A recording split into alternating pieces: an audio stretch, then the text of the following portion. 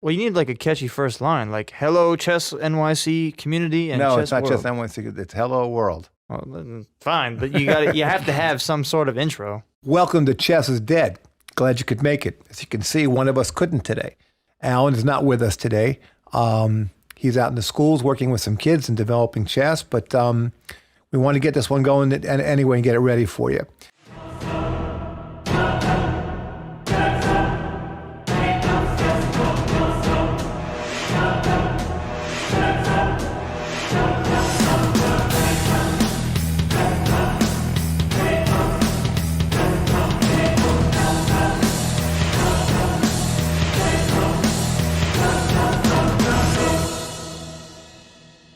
As you'll recall, I mentioned in the previous podcast that we would take any and all questions coming up.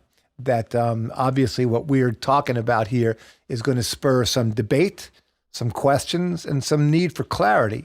So we also promise that no matter what you ask on the website, that we would answer those questions. And that if they happen to be somewhat impolite, we kind of soften the blow there, but answer the content of the question, if not the sentiment of the question. And they're starting to trickle in now. You know, it's time to start to answer those things. So we'll have guests in the future. We're going to have some pretty interesting guests coming on in the very near future that you're going to enjoy hearing from, that come from all walks of life, including the conventional chess community that we're trying to persuade. And some of them are on board with us and have become very, very good friends. But we'll get into that beyond this one. But today, we're going to hear some of the questions that were asked on the website about what we said thus far, and I'm going to answer them to the very best of my ability. So, the producer?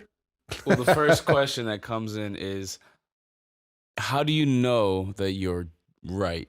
How do you know that you're doing the right thing? You know, no one ever knows they're entirely right. What you do is you put out the best net to get the most people involved in it, and you get better at it every day. None of us are preordained genius. Well, maybe some are. I'm not a member of that community. I know that I'm right in terms of putting it out there to reach a broader community, to get more kids and invite more kids and engage more chess play. I know that I'm right in terms of putting out there on a softer, more superficial level to engage them. And that from there, and the goal of it is to deliver this large group of chess, explorers into the real true world of chess and develop the entire chess community. So how do I know I'm right? Because I know that everybody well, not everybody, most people will accept or embrace exposure to something new, to a game they don't play, or to an opportunity to compete in something that they're not familiar with. So we know we're right by the numbers already. The metrics of what we've already done tell us that we're right. And but it's not about being right. It's about putting out something there that just piques the interest of more people. And if that's right, then we're right. But it's not a question of right or wrong. It's a question of a goal. And we have a very clear goal here. Hope that answers that question. It does, and it segues well into the next one.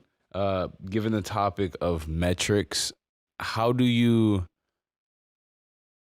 measure and regulate negative ones? As in, why do kids leave some of these programs, or do they get disinterested in what you're trying to peddle or push?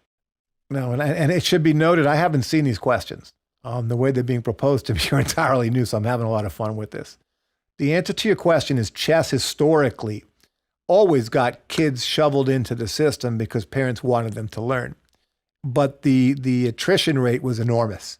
The number of kids that stopped playing was substantial. If you say kindergarten, first grade was 100% of the kids, by the time you got to the third grade, you were down to 20% of the kids. 80% had dropped the game. So the attrition is for I guess a loss of interest. And in our case, it's very low numbers. We maintain numbers, very high retention rates, because we have fun and we have, it's a relationship building through chess. We have a very low attrition rate for that reason. We don't lose the kind of numbers that the game had historically lost. And the interesting thing too is as we move forward, as we move kids from K1, 2, 3, 4, and they become from complete beginners to relatively good chess players to beginning to think that they have a significant talent, and it's usually more the parents than the kid that feel that way. Some parents will move on past us feeling like that we're chess light. Some parents feel that, we go in there, we're all about, the touchy feeling, having a good time. We're all about the competitive skills. But that can get lost on parents. Some parents will go and try to find somebody with a very heavy accent that plays chess for his entire life, that is a grandmaster status. Whether it's the right coach for that kid or not, I can't even speak to that because I don't know. I don't know. We're not talking about any one individual case. But sometimes parents will say, okay, we got started with Chess NYC. We had a really good time doing it with Chess NYC. We love Chess NYC, but we're great. And we think that we should be with a grandmaster that lived in the mountains in another generation. And whether it's right or wrong, I'm not going to speak to it. But the attrition from Chess NYC-A is de minimis in terms of K1, 2, 3, 4, 5. We keep them. Kids have a good time with us. They don't go anywhere. And they become better players. And our model, our model is that you learn how to play chess on our level, game 25, 5-second delay, all the shorter elements of what we do, and that prepares you for wherever you want to go. So if that means you want to graduate into game 90, 30-second delay, that's something that we don't really do. We don't really do at Chess NYC. So if you get to that point and that's what you want to be doing, that might be actually a practical move forward. That might actually be something where we did our job. We got you playing. You got it. You're ready to rock and roll in a different level in an area that we don't have an interest in participating, and that you want to kind of graduate into that. And we're entirely cool with that. We're entirely cool with that. So I guess the answer is I don't think people leave us because they don't like us. I think they leave us because either their parents move them into another stratosphere, which is, again, not inarguable, whether that's the right thing to do. And I don't think kids leave us, but by attrition.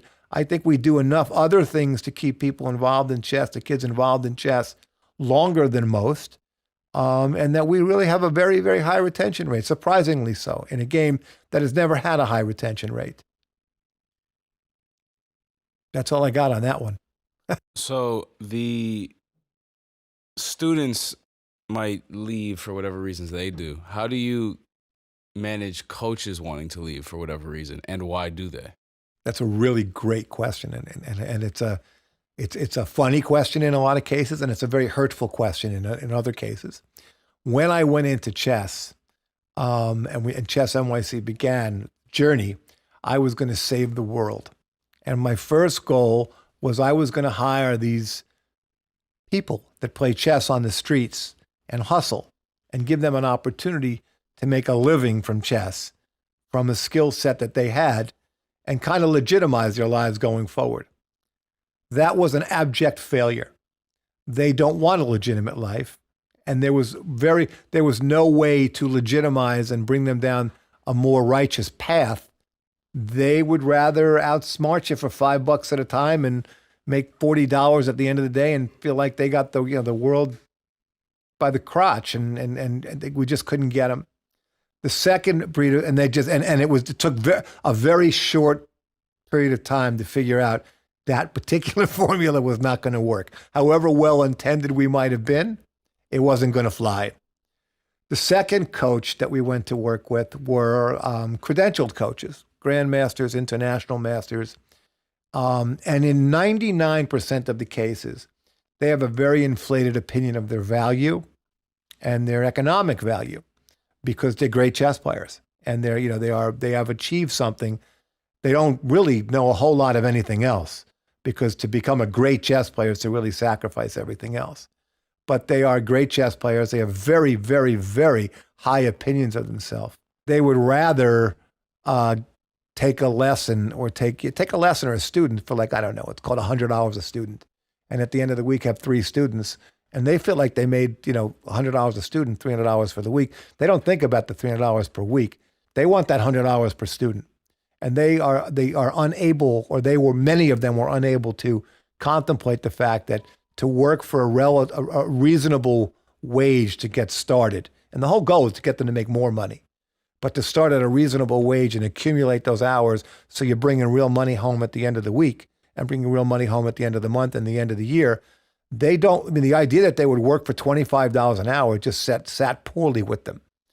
They thought they were underpaid and they thought they were undervalued because they had such an inflated opinion of what their value was. And it's hard to teach career to people that think that their 1 hour has that kind of value to it. Hard to do that. Hard to monetize and bring people into the economics of a business world of building something that has more traction to it and more long-term implications than what you made for those 4 hours that you worked, or 2 hours or 3 hours. And it was almost impossible to explain that to them.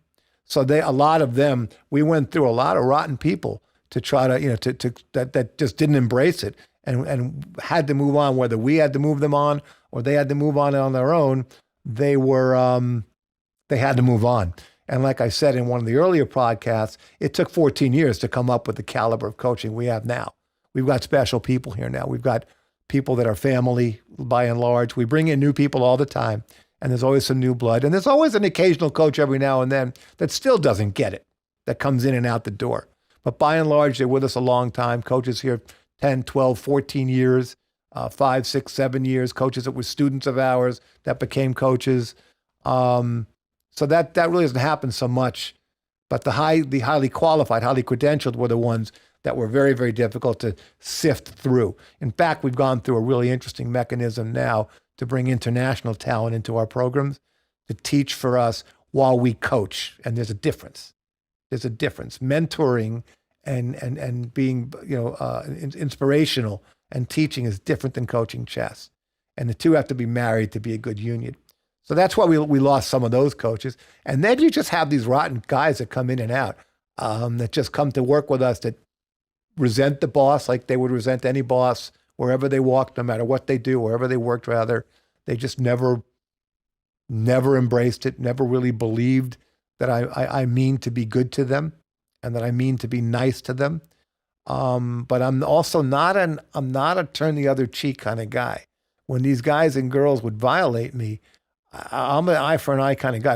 I really believe that we're so nice and we're willing to do so much for people that if they violate that, I'm an eye for an eye guy. I have another side too. And you're not welcome in my environment, in my stratosphere. And you will not be my friend if you don't treat me properly. I will treat you properly. That's a promise. But if you don't, you can't be my friend. I'll give you an example.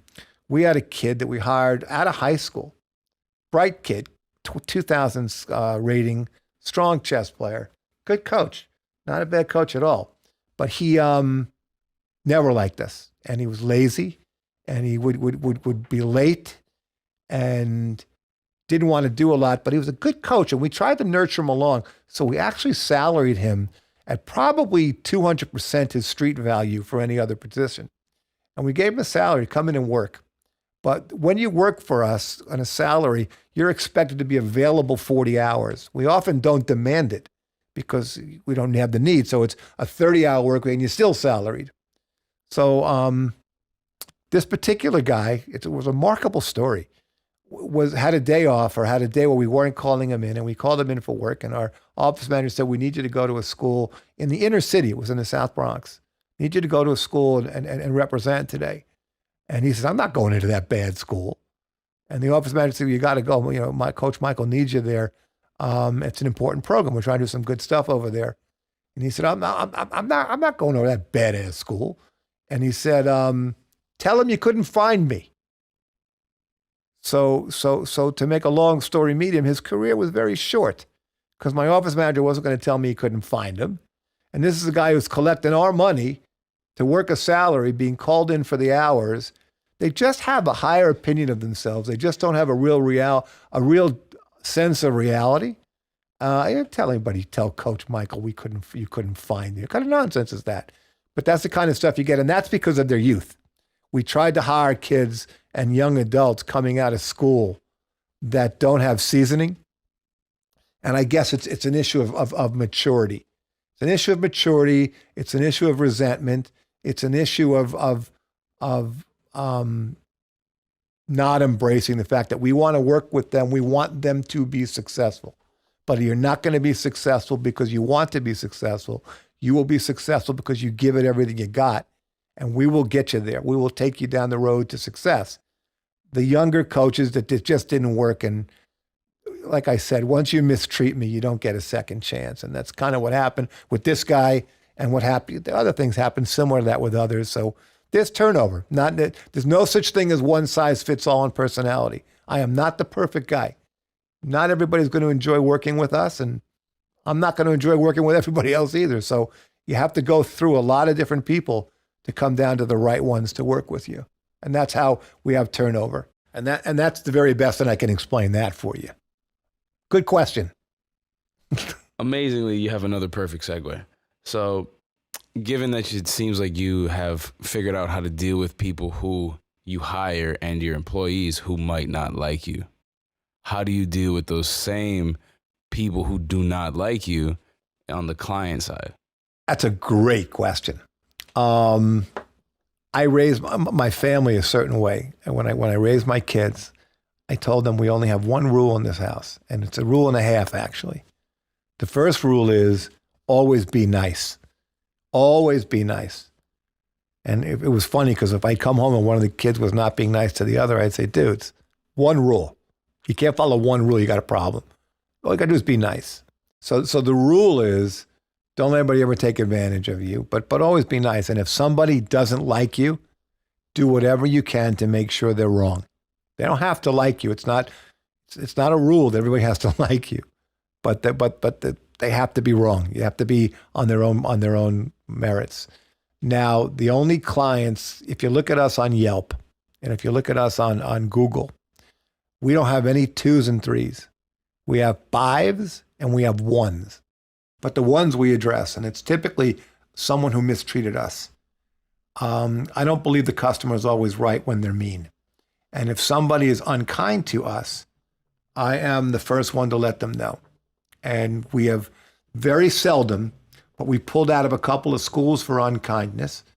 We've actually won city and state championships and pulled out of the school for unkindness. So I'll tell you a great story. We had a camp scheduled for Brooklyn in Greenpoint, and we were all set to go into a school right up until the middle of June, and the Department of Education decided to do construction in that school that summer, so our permit got canceled. So we had these families scheduled to go into this camp in Greenpoint, Brooklyn, and we lost our school. The school was being fixed up for the summer. So we moved heaven and earth to find a place close to that location that was about, let's call it 3/4 of a mile away. Wasn't right there, but it was 3/4 of a mile. It wasn't that terrible. So we had this woman call us every name under the sun for moving. We thought we'd pulled a rabbit out of a hat and delivered magic. But she called us every name under the sun, and she berated us for moving this location. She would not hear anything else other than the fact that it was no longer 2 blocks from her. It was 3/4 of a mile from her house. So she was about as nasty as it gets. But she sent her kids. So she sends her kids to the camp. She comes for a week. And she calls me up on the Friday at the end of the week of camp, tells me what a terrible camp it was, and her kids weren't being challenged, and, a whole long story. And I said, gee whiz, it's really a shame you didn't call me till on Monday or Tuesday, where I could have done something to intercede, because we certainly don't want that to be the experience. But I'm not the one to bend over and say, you're right. I didn't think she was right, and I thought she was a spiteful, angry person from the outset, and that there was very little that I could do to make her happy. So she posts this incredible Yelp about how terrible we were and how we moved it and yada, yada, yada. So, and I respond, I said, listen, you were not very kind to us. It is what it was. We would have done, we moved the camp because the school closed. We thought we did something special and terrific for everybody. This was extremely underappreciated. We're really sorry, but we really had no control over the circumstances. Lo and behold, in September, she tries to enroll again. And I said, no, I said, no, I'm not going to take. I said, are you crazy? You're coming back for more? I said, this is not a good idea. So we declined her registration. We said, we don't think it's a good idea for you to come back. So she goes back to Yelp, talk about how we wouldn't let her come back after she wrote this nasty Yelp that we wouldn't let her come back. So again, we wrote, listen, guilty as charged. This woman made Summer miserable and made it very clear how much she disliked everything that we did and had no kind words for us. And then she wanted to come back. And I said, no, I don't think you should come back. People that don't like us are because they're people that asked too much, that are too demanding or too difficult. And we excuse ourselves from that. I am not one to go on Yelp and say, go back on Yelp and say, I'm so sorry you had such an experience. Here's a free week. That's just not how we roll. If something went wrong, we'll own it. Don't misunderstand me. If something went awry, we'll own it and take care of it. We will do everything possible, much more than the average person or company will do, to make sure that we accommodate the needs of a child and a client. But if you're wrong, we're going to let you know you're wrong. We're not coming back for more. And there are people out there that think that we did wrong by them by calling them out on misbehavior. And I can't be accountable for the way they treat people. I can only be accountable for the way that we treat people. And I know deep down we treated them well. So there's always going to be people that don't like you. There's no way to go through life and have everybody like you. But our goal is to make sure they're wrong, just like I taught my children. They don't like us, that they're wrong. So the whole goal of today's podcast was just to share with you some of the stuff that's trickling in from you, to let you know the questions that you had. We know people are going to take it on and question it. And through that dialogue is how we're going to achieve our goals together. That's what it's all about. Chess is dead. Don't make any mistake about it. It's a dead game. We're here to revive it, and we're here to revive it together. So today we took a shot at answering some questions and beginning that dialogue just so we can do it together cooperatively to make chess a greater presence in the States and to make more people know what a great game it is. If you stayed this long, get on the next podcast. We're going to bring people in. We're going to bring some exciting more information in and talk more about what our goals are and what the true future of chess is in New York City and beyond. Feel free to follow us on our socials. They're in the descriptions below. And until next time, thanks again for coming to Chess is Dead. Good? Okay.